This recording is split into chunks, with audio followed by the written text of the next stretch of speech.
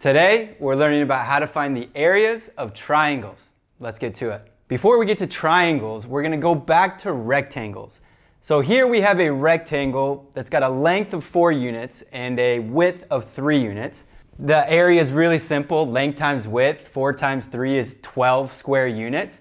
We could also just count the actual square units in the rectangle. 1, 2, 3, 4, 5, 6, 7, 8, 9, 10, 11, 12. Now we can make a triangle by drawing a line from the opposite corners. When you look at that triangle, you would say it's got to have an area that's half of the rectangle. And if you look at the pieces, we can see in that triangle there's 3 full square units, and then the other partial pieces fit together perfectly to make 3 more full ones. And you're correct. The area of that triangle is exactly half the area of the rectangle. It has an area of 6 square units. So does that mean the area of a triangle is just 1/2 length times width? Close.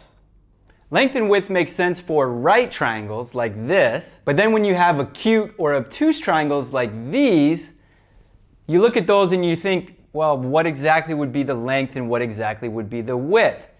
And that is a problem. So the solution is we don't use length and width for triangles. Instead, we use base and height. The base of the triangle will always be one of the side lengths. So this could be the base, or if we rotate it, that could be the base, or that side could be the base. The height of the triangle is what gets a little bit tricky. So the height has to be perpendicular to the base, meaning it forms a right angle. Just like the length and the width of a rectangle were perpendicular.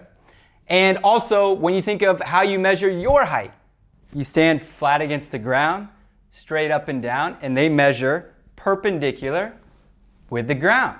We don't measure diagonally from over there to the top of your head. If we did, I'd be a lot taller.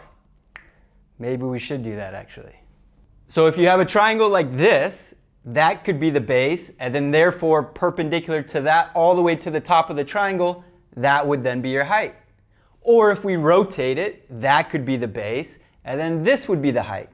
Or the third side could also be your base, like this, and then that would then be your height. So what you notice is that sometimes, like on a right triangle, the height is one of the side lengths. But when you have an acute triangle or an obtuse triangle, the height is either going to be inside the triangle or outside of it.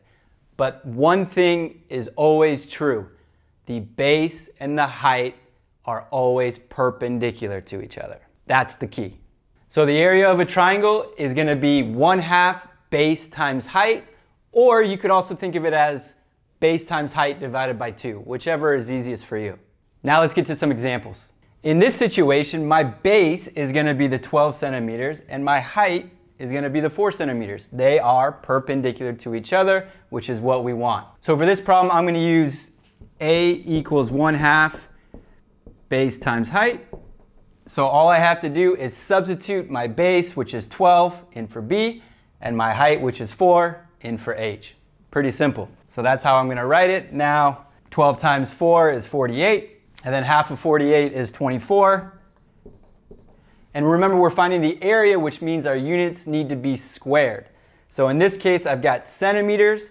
The area then is 24 centimeters squared. So you can literally think of 1 centimeter by 1 centimeter squares. So to fill that up, it takes 24 of those square centimeters. And box my answer. Okay, so for this triangle, the base and the height are a little bit tougher to figure out. So remember, the base is always going to be one of the side lengths of the triangle, and then its height has to be perpendicular to that base. So here, if I say, well, maybe 8 is going to be my base and 5 will be my height. The problem is that right here, that's not a right angle.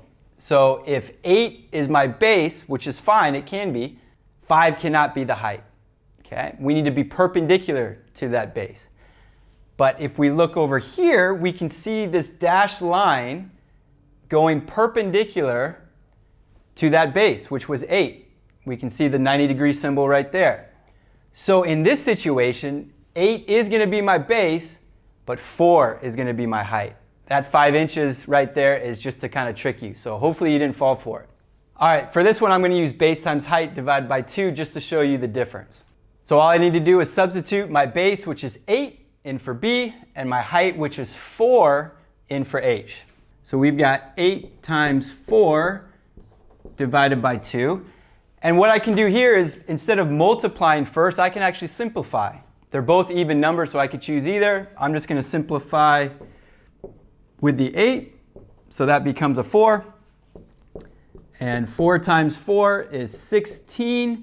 And my units here are going to be inches squared, or square inches. It means the same thing. Here are some to try on your own. And today's shout out goes to John Bogan. He is 75 years old and is watching my videos just to brush up on his math. Super awesome. You're an inspiration, John, and thank you so much for the support.